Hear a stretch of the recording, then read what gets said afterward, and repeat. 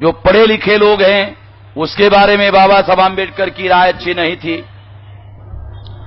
Backward class commission को जो उन्होंने कहा, इससे प्रमाणित होता है।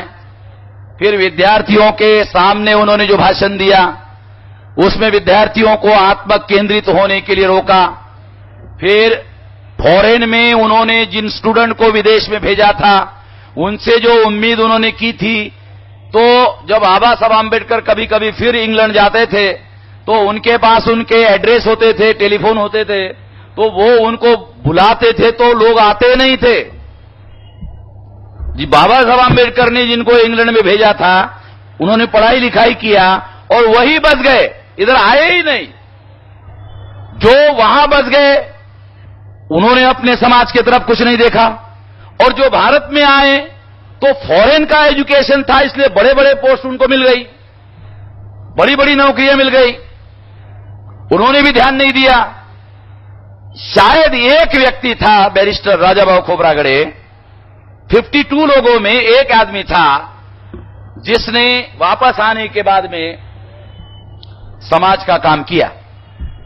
बाकी पढ़े लिखे लोगों के लिए, पढ़े लिखे लोग पैदा हो, इसके लिए बाबा साहब आंबेडकर ने जो कोशिश किया, उससे जो पढ़े लिखे लोग पैदा हुए, उसमें ज्यादातर 90% लोग आज के तारीख में अपने समाज के तरफ देखने के लिए राजी नहीं है।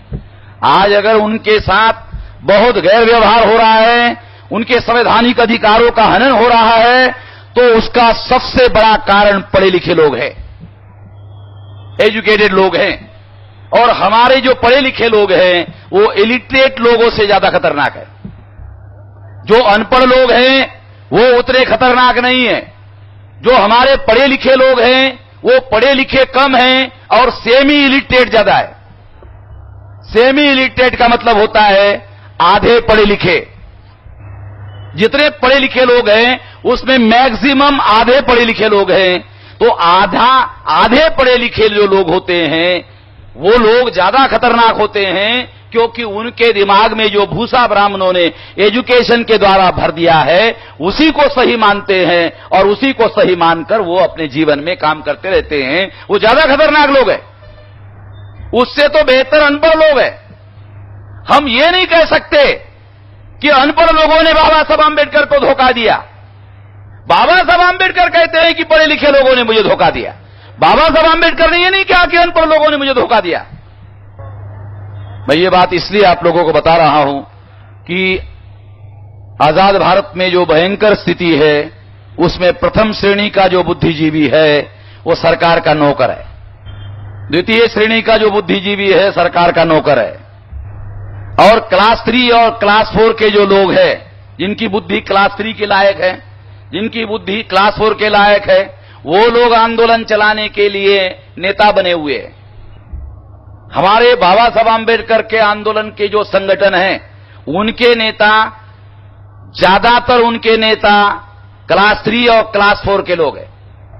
अब आप बताओ, बाबा साहब जैसा पंडित, महापंडित आदमी जिन्होंने आंदोलन चलाया, उसके आंदोलन का नेतृत्व वर्तमान में क्लास 3 और क्लास 4 के लोगों के नियंत्रण में होगा, तो उसका सत्यानाश करने के लिए ब्राह्मणों की जरूरत है? ब्राह्मणों की कोई जरूरत नहीं है। अरे हम खुद ही सत्यानाश करने के लिए इतने पक्के हैं कि हम खुद ही ऐसे फैसले लेते हैं कि हमारे फैसले से ही हमारे समाज का और हमारे आंदोलन का सत्यानाश हो जाता है, और हो रहा है। मैं ऐसे नेताओं का नाम लेकर अपनी जबान को गंदा नहीं करना चाहता, और खामखा उनका नाम लेने से बड़ा हो जाए।